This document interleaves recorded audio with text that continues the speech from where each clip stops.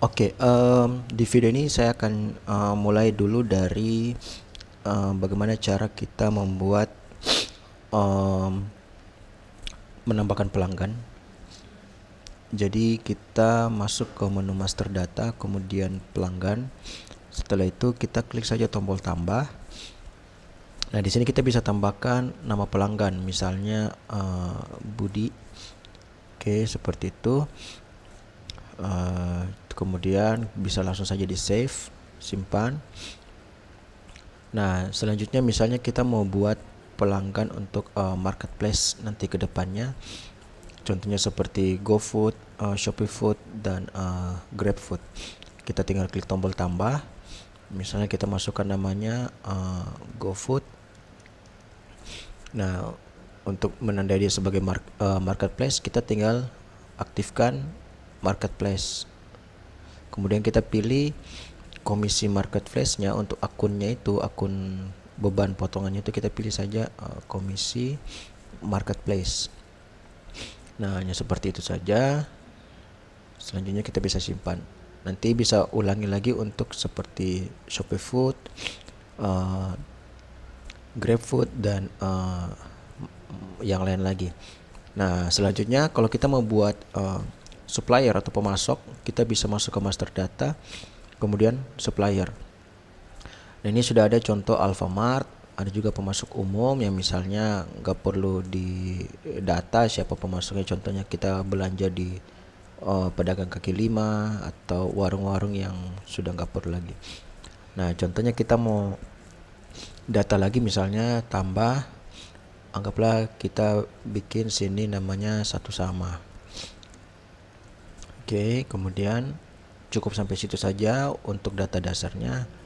Nah, kalau misalnya dia itu punya include pajak, kita bisa pilih pajaknya juga di sini. Kalau tidak ada, kita langsung saja simpan. Nah, oke. Seperti itu untuk pelanggan dan supplier. Kemudian juga misalnya kita mau menambahkan metode pembayaran. Nah, di sini metode pembayarannya kita bisa klik master data, metode pembayaran. Metode pembayaran ini adalah opsi-opsi pembayaran yang akan muncul saat pembelian atau penjualan. Metode pembayaran juga dia akan terhubung dengan yang namanya akun-akun pada akuntansi.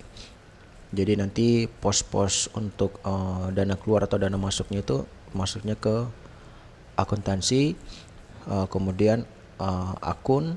Nah, dia itu akan masuk di bagian yang tipenya aset, yang kas banknya itu tercentang seperti ini. Oke. Nah, kita masuk ke master data, kemudian metode pembayaran. Di sini sudah ada beberapa metode pembayaran yang secara defaultnya nanti akan ada. Ada QRIS, ada transfer mandiri, BRI, BNI, BCA, ada kredit customer. Ini kalau misalnya untuk penjualan non tunai. Ini ada kredit supplier untuk pembelian non tunai. Nah, contohnya di sini sudah ada akun QRIS. Kalau misalnya ternyata QRIS-nya itu bukan dari QRIS GoPay, misalnya kayak dari QRIS BCA. Nah, kita bisa klik QRIS ini. Kemudian akun jurnalnya kita ganti ke, cari saja BCA. Nah, kayak gini. Artinya setiap kali ada nanti pada saat penjualan, customernya itu mau lakukan pembayaran QRIS, nah nanti akan menambah saldo bank BCA seperti itu. Nah, ini kemudian ada juga opsi muncul hanya di cabang mana. Nah, kalau kita kosongkan artinya itu dia akan muncul di semua cabang. Tapi kalau misalnya kita mau buat untuk cabang tertentu, berarti kita tinggal pilih saja nanti di sini. Misalnya kita punya 3 cabang, hanya mau muncul di cabang demo F&B. Nah, nanti hanya di cabang demo F&B saja itu yang akan muncul. Seperti itu. Kemudian kita bisa tambah baru lagi, misalnya uh, apa namanya? Transfer BSI misalnya. Berarti kita bikin BTF, itu singkatan dari bank transfer, kemudian garis bawah BSI ini sebagai kodenya. Kemudian kita pilih nama BSI, aliasnya bisa saja pakai BSI untuk yang nanti muncul, karena ini nanti muncul di penjualan atau POS-nya. Kalau ini misalnya kita pilih BSI Makassar. Ini adalah misalnya kayak nama cabangnya, di mana kita lakukan pembukaan rekening. Nah, ini aliasnya cukup BSI saja supaya nanti yang muncul di POS-nya itu adalah BSI. Nah, akun jurnalnya kita akan pilih, nanti harusnya pilih Bank BSI kan. Nah, kita bisa masuk ke dalam akuntansi, kemudian akun. Nah, di sini kita akan lakukan tambah di bagian aset kode 1, tambah. Nah, di sini kita akan pilih detail. Kemudian jenisnya aset, kita pilih induknya itu adalah bank. Kita bisa lihat dulu sebenarnya penomorannya itu.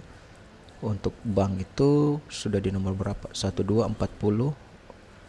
Berarti kita akan pakai 1250, tapi ini sebenarnya bebas. 1250. Tapi ini sebenarnya bebas dari usernya saja, tapi ini saya akan lakukan untuk pengurutan seperti ini. Kemudian saya akan buat namanya Bank BSI, centang kas banknya, simpan akun baru. Oke, kemudian kita kembali lagi ke master data, metode pembayaran, kita klik tombol tambah, BTF BSI, misalnya BSI Makassar, BSI, tipenya ini adalah transfer bank. Akun jurnalnya kita pilih tadi Bank BSI. Nah, metode kredit, kalau misalnya dia bisa kredit, kita pilih ini kita pilih tidak, karena ini hanya untuk penjualan tunai saja. Defaultnya kita bisa pilih tidak, karena defaultnya itu nanti cash. Tapi kalau kita pilih ya, nanti berarti defaultnya lari ke Bank BSI. Bisa dipakai di penjualan, kita pilih ya, supaya nanti bisa diterima pembayaran saat penjualan. Bisa dipakai pembelian, kita pilih ya, supaya nanti metode pembayaran BSI ini juga masuk muncul di saat melakukan pembelian. Setelah itu kita klik tombol simpan. Oke. Nah, seperti itu untuk video kali ini.